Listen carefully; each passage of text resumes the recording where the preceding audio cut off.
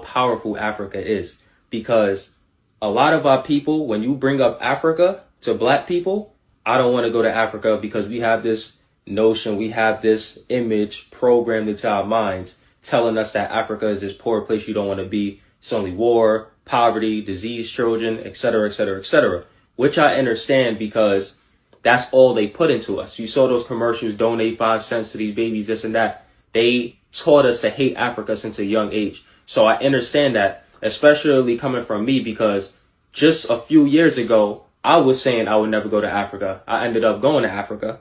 I ended up going. So it's beautiful to see it from the other side now.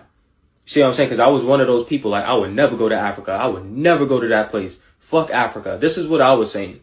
So I understand why a lot of us think that way, why we feel this way. But we got to understand why Africa is the way it is.